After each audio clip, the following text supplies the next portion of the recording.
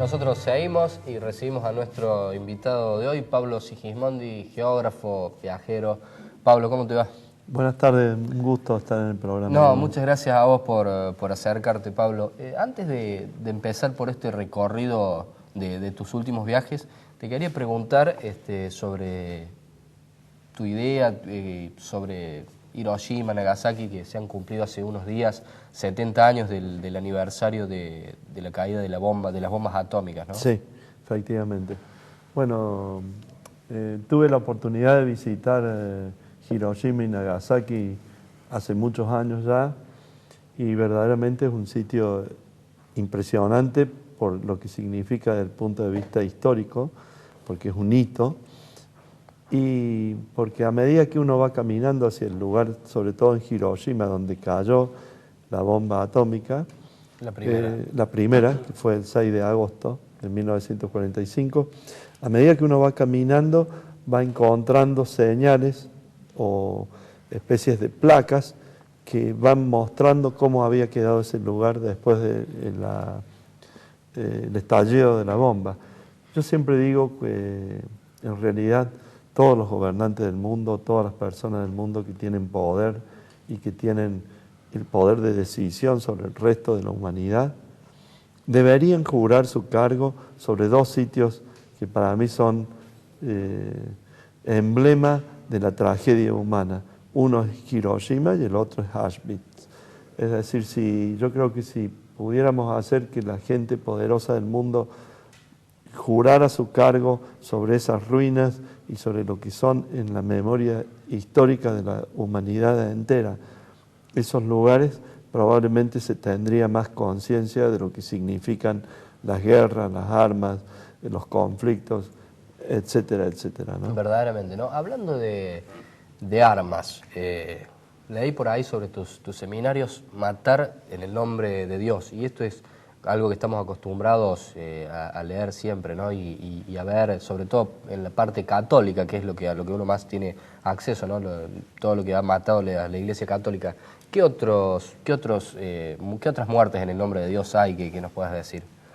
Muy interesante, porque fíjate que nosotros, a partir del iluminismo y sobre todo después de la segunda mitad del siglo XX, pensamos que la idea de Dios era una idea ya perimida, una idea arcaica, que de algún modo daba lugar hacía un paso al costado. Sin embargo, André Malraux tuvo una frase que de algún modo es profética hoy. Él dijo: el siglo XXI será religioso o no será. Y lo que vemos hoy es un resurgir de esta idea de asesinar, de invadir, de matar en nombre de Dios. Porque se hace por un lado en el nombre del petróleo y por otro lado... Es que en nombre del petróleo no se podría hacer.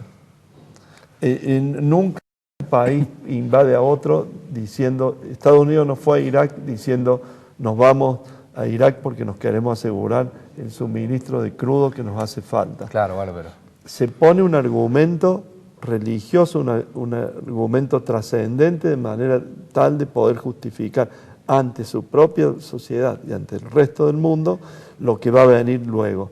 Y esto de alguna manera ha tomado un cariz muy importante en los últimos años, y especialmente después del 11S, del 2001, cuando todos los conflictos que comienzan a susarse y a agravarse cada vez más, especialmente en el cercano Oriente, siempre ponen como excusa de ese accionar un mandato divino, un mandato de Dios, de cualquier religión. Estamos viendo ahí algunas escenas del mandato divino, ¿no? Sí, esto es en la Franja de Gaza. He estado el año pasado después de la operación Margen Protector. Ahora vemos imágenes un poco más... Volvemos a la foto anterior, ¿se puede? ¿No? Bueno, y contanos, Pablo. Sí, decía que en Gaza, sobre todo, el año pasado se pudo ver en esa operación militar que dejó más de 2.200 muertos. Acá vemos, por ejemplo, otra tragedia de los conflictos, que es el hacer niños, en transformar niños soldados, el genocidio de Ruanda, la situación que vive el pueblo palestino en los territorios ocupados por Israel, Esto es, por ejemplo, la ciudad de Hebrón, en Cisjordania.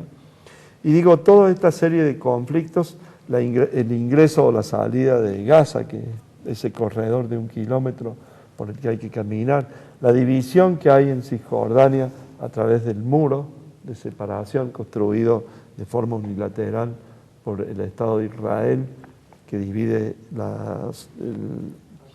el terreno con los palestinos. Y digo, de algún modo, estos son algunos ejemplos, porque en el Medio Oriente, en el cercano Oriente, la lucha en nombre de Dios tiene un carisma muy especial, pero no solamente hay. Si nosotros pensamos que hasta la década de los 90, en la propia Europa occidental, en el lugar que hoy podríamos decir es ejemplo de convivencia y de construcción de un Estado multinacional o una supranación a partir de la Unión Europea. En esa Unión Europea hasta los 90 existió un conflicto de cariz religioso. En Irlanda, a partir del enfrentamiento entre Irlanda del Norte y el resto de la isla, entre británicos, protestantes y católicos en Irlanda, nos damos cuenta que esta idea de azuzar, de alimentar los conflictos desde un punto de vista religioso para poder justificarlos, para justificar matanzas, invasiones, etcétera, está muy a la moda, ¿no? Sí, y es algo que se viene usando desde tiempos inmemorables, ¿verdad? ¿Cuál fue tu reacción, tu sentimiento cuando pasaba esto de los niños que me contabas recién? Bueno,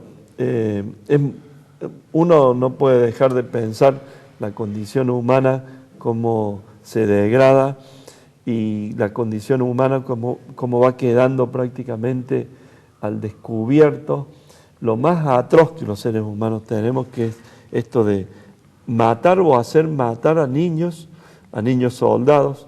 Hoy lo vemos en muchos conflictos, especialmente en el África subsahariana. Y digo, no es solamente esto no pasa solamente en guerras. Sabemos que hay millones de niños que trabajan en condiciones infrahumanas en muchos lugares del mundo, en África, en el subcontinente de la India, en Asia, en América Latina. Niños que deberían estar estudiando están siendo soldados de milicias o están trabajando en minas o en yacimientos, en talleres textiles. Talleres textiles, lo que muchas veces se descubre acá en nuestra propia Argentina, ¿no? Limpiando vidrios también, sí. Y esto creo que además de robar la ilusión de la niñez, es hipotecar para siempre el futuro de esas personas, porque evidentemente sin educación, sin formación, es muy difícil salir adelante el resto de la vida. Sí, Pablo, te invito a hacer una pequeña pausa, nosotros ya volvemos.